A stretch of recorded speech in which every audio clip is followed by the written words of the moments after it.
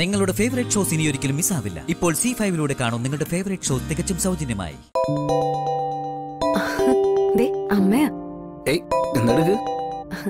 അമ്മേ, ഞാൻ അങ്ങോട്ട് വിളിക്കാൻ തുടങ്ങായിരുന്നു.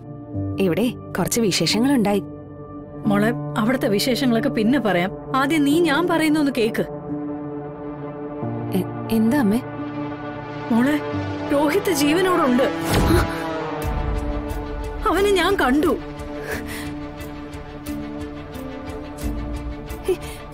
രോഹിത്? എന്താ രോഹിത്തിനെ അമ്മ കണ്ടു. അമ്മേ, വിഷ്ണുവേട്ടനുണ്ട് അടുത്ത്. ഞാൻ ഫോണൊന്ന് സ്പീക്കറിലിടുക. ശാരദാമ്മ എവിടെ വെച്ച് രോഹിത്തിനെ കണ്ടെന്ന് പറഞ്ഞേ? ഞാന് ശാരിയും കൊണ്ട് കണ്ണിന്റെ ചികിത്സയ്ക്ക് പോയ അടിവാര സെറ്റിൽമെന്റ് കോളനിയില്.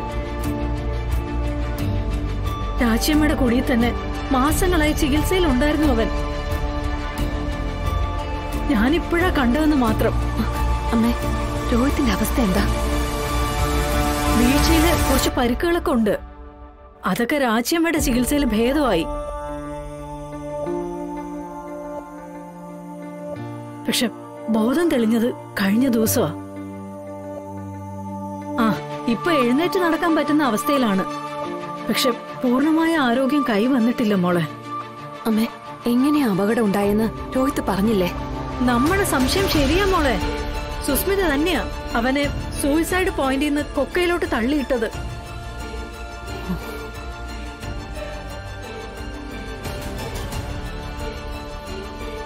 അമ്മേ, രോഹിത്തിനെ എത്രയും പെട്ടെന്ന് നമുക്കിവിടെ എത്തിക്കണം. എന്നിട്ട് ആ സുസ്മിതയ്ക്ക് കിട്ടാവുന്ന പരമാവധി ശിക്ഷ വാങ്ങിച്ചു കൊടുക്കുക വേണം. മോളെ, അതിലൊരു പ്രശ്നമുണ്ട്. എന്താ അമ്മേ? അത്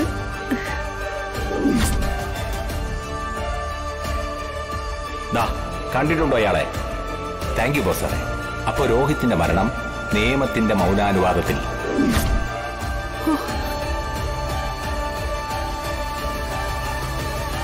പോലീസ് എന്തിനാ അമ്മ രോഹിത്തിനെ കൊല്ലാൻ നടക്കുന്നേ?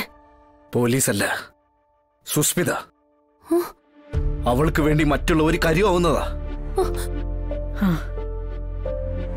അതാരാന്നോ എന്തോന്നോ ആ വിജയൻ എന്ന പോലീസുകാരനെ കൊണ്ട് തന്നെ ഞാൻ പറയിപ്പിക്കാം. മോനെ, അതുവരെ രോഹിത് ജീവിച്ചിരിക്കുമെന്ന സംശയം. അതെന്താ അമ്മേ? രോഹിത് അടിവാര സെറ്റിൽമെന്റ് കോളനി തന്നെ ഉണ്ടെന്ന് വിജയനും അയാളെ പറഞ്ഞു വിട്ടവർക്കും ഉറപ്പുണ്ട്. രാജ്യമ്മയുടെ കുടിയിൽ രോഹിത് ഉണ്ടോന്നുള്ള കാര്യത്തിൽ അവർക്ക് സംശയവുമുണ്ട്. 1-2 തവണ വിജയൻ കുടി കയറി വരികയും ചെയ്തു.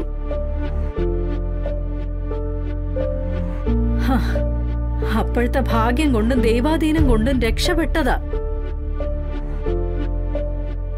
പക്ഷെ രോഹിത് രാജ്യമ്മയുടെ കുടിയിലുണ്ടെന്ന് ഉറപ്പിക്കാനുള്ള ചില തെളിവുകൾ ഇപ്പൊ അവരുടെ കൈ കിട്ടിയിട്ടുണ്ട്. ഇനിയും വിജയൻ അവിടെ കയറി ചെന്ന രോഹിത്തിന്റെ കഥ അയാൾ തീർക്കും.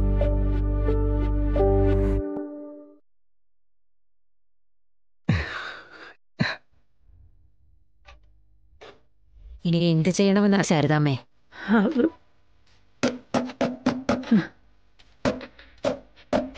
വിഷ്ണുമോനായിരിക്കും. ഞാൻ നോക്കട്ടെ. നിക്ക്, ഞാൻ നോക്കാം. ഇനി വരുന്നത് വിജയനോ മറ്റോ ആണെങ്കിൽ എന്ത് ചെയ്യണമെന്ന് അറിയാമല്ലോ.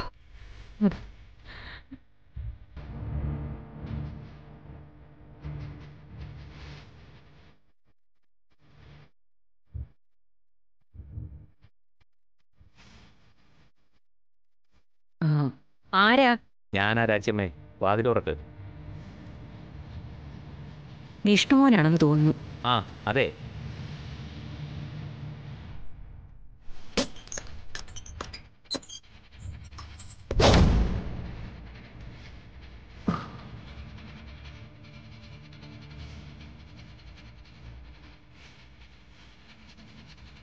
വിഷ്ണു അല്ല, വിജയനാ. എന്താ വിജയ ഈ നേരത്ത്? ഞങ്ങൾക്ക് ഈ വീടൊന്ന് സെർച്ച് ചെയ്യണമായിരുന്നു. പറ്റില്ല. ഇവരൊക്കെ ആരാ? നടക്കില്ല വിജയ.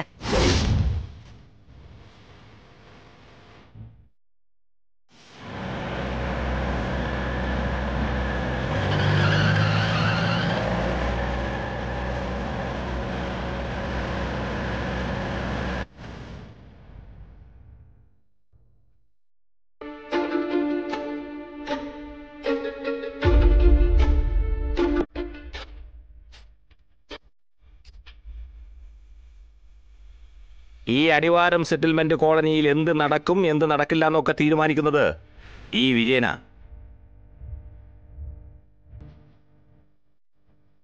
നിങ്ങളുടെ പ്രസിഡന്റിന്റെ മെഡലും മെഡിക്കൽ ജേണലിന്റെ ആദരവും ഒക്കെ 8 ചുരുട്ടി കെട്ടിക്കോണം. വാതിലടക്കടാ.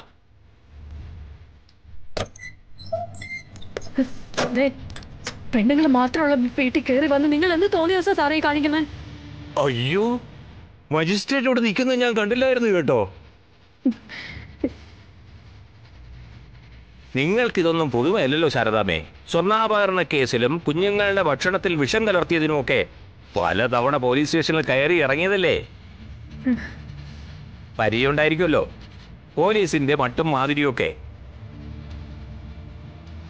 കണ്ടാൽ എന്തൊരു മാന്യ, ശ്രീകോവിലിൽ നിന്നിറങ്ങി വന്ന സാക്ഷാൽ ദേവിയെ പോലെയുണ്ട്. കയ്യിലിരിപ്പ് വേറെയും. പിന്നെ തോന്നിയവാസത്തിന്റെ കാര്യം. ഇവിടെ താമസിക്കുന്നത് പെണ്ണുങ്ങൾ മാത്രമാണോന്ന് ആദ്യം ഞാനൊന്ന് നോക്കട്ടെ, പിന്നെ തീരുമാനിക്കാം തോന്നിയവാസം കാട്ടണോ വേണ്ടേന്ന്.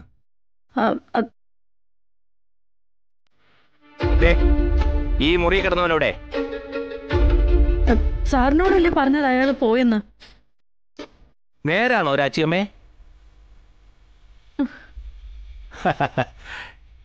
എന്നാ ഈ വിജയനൊരു മേജിക്ക് കാണിച്ചു തരട്ടെ. ഒന്നുമില്ലാത്ത തൊപ്പിക്കുള്ളിൽ നിന്ന് മുയലിനെ എടുക്കുന്ന പോലെ ഇവിടെ നിന്ന് പോയവനെ പൊക്കിയെടുത്ത് കാണിച്ചു തരട്ടെ.